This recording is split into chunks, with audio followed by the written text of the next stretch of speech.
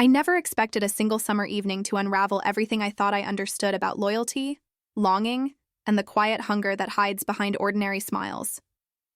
It was one of those nights when the air feels too still, when the silence carries something dangerous beneath its calm. If anyone had told me that a season of loneliness would turn into a storm of temptation, I would have laughed, certain that kind of thing only happens in movies. My name is Clara, and I was 25 that summer, old enough to believe I could handle my emotions. Did you guys see the news today? But naive enough to think I'd never be tested. My husband, Adrian, had left for a 3-month work project overseas, the kind of opportunity he couldn't refuse. He didn't want me spending the time alone, so his 2 younger brothers, Ethan and Leo, offered to keep me company at the house until he returned. They were like night and day. Ethan, 24, had that magnetic charm that pulled people in effortlessly. He was the kind of man who made everyone feel like the most interesting person in the room, confident, teasing, alive. Leo, the youngest at 20, was his opposite. Quiet, patient, and thoughtful, he had a way of listening that made you feel seen even when you weren't saying anything at all. At first, it all felt perfectly normal, family spending time together. We cooked dinner, watched old comedies, and filled the house with laughter that made the long days feel lighter. I remember thinking how grateful I was for their company.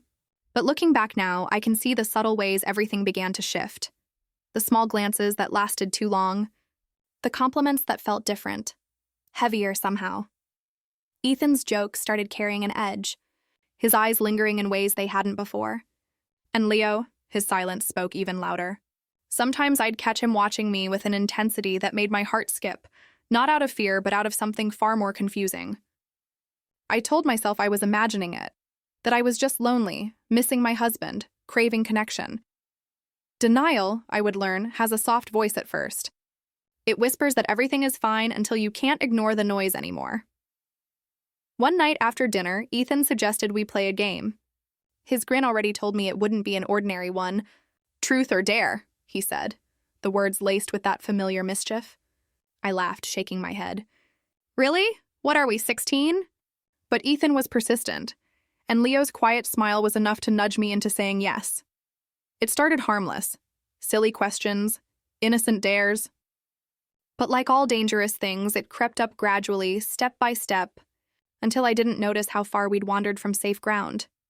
When Ethan dared me to sit next to Leo instead of across the couch, I rolled my eyes and moved without thinking much. But the moment I sat beside him, I felt the warmth radiating from his body. Every time his arm brushed mine, my pulse quickened. Subtle at first, then undeniable. The next turn was Leo's. Ethan, with that teasing grin, asked, "Truth or dare?" "Truth," Leo replied softly. "Who was your first crush?" Ethan leaned forward, eyes gleaming with amusement. For a heartbeat, Leo froze. His gaze flickered toward me, then dropped. My breath caught. That one look told me everything I wasn't ready to hear. He mumbled something about a girl from school, but the lie was so thin it barely held together. The room went quiet after that. The air felt charged, like something invisible was pressing down on all 3 of us. Every laugh after that felt forced, every glance too careful. And then it was my turn again. "Clara," Ethan said, smirking. "Truth or dare?" "Dare," I whispered, even though a voice inside me screamed to pick truth.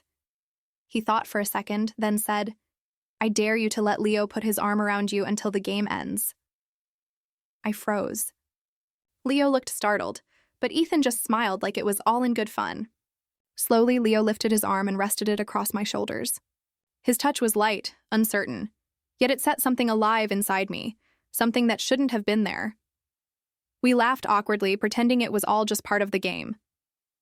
But when the game ended, Ethan stood up to grab another drink, leaving Leo and me alone. His arm was still around me. I should have moved. I didn't. Our eyes met, and everything inside me fell silent.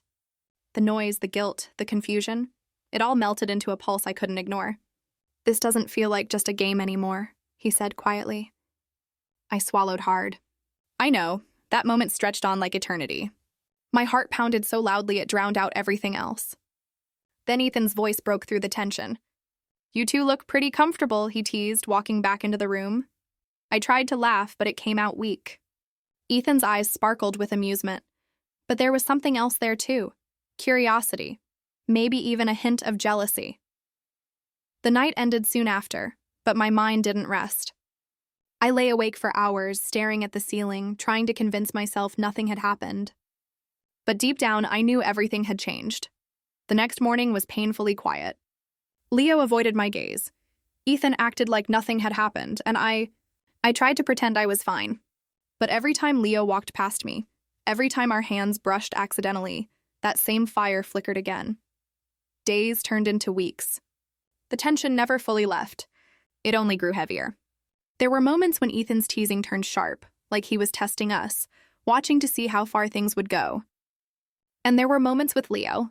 Stolen glances, conversations that lingered too long, the kind of silence that said more than words ever could. It all came to a head one afternoon. We were cleaning up after lunch when Leo reached for a glass at the same time I did.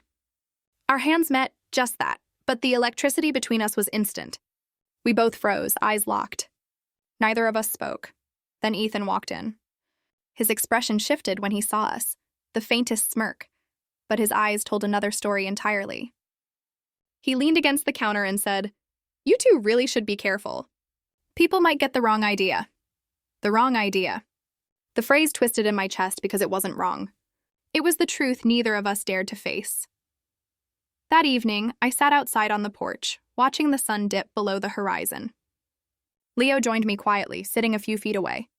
The silence stretched, heavy and fragile. "I didn't mean for any of this to happen," he said softly. "I know," I whispered. "Neither did I." "But it did." His words hung in the air. I turned to look at him, and for a moment, all the reasons I shouldn't melted away. My vows, my guilt, the image of Adrian's face. All I saw was Leo, the ache in his eyes, the same confusion mirrored in my own. When his hand brushed mine again, I didn't pull away. And when he leaned closer, I didn't stop him. The world fell away, the house, the rules, the noise inside my head, until all that was left was the sound of our breathing, tangled and desperate. We never spoke about it afterward. The following days passed in a blur of avoidance and stolen looks, every second charged with the memory of what we'd done. Ethan seemed to know. He never said a word, but the way he looked at us made it clear.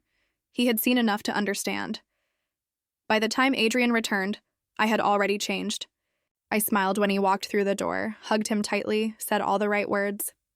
But inside, a quiet fracture remained, the kind that doesn't heal, just hides beneath the surface.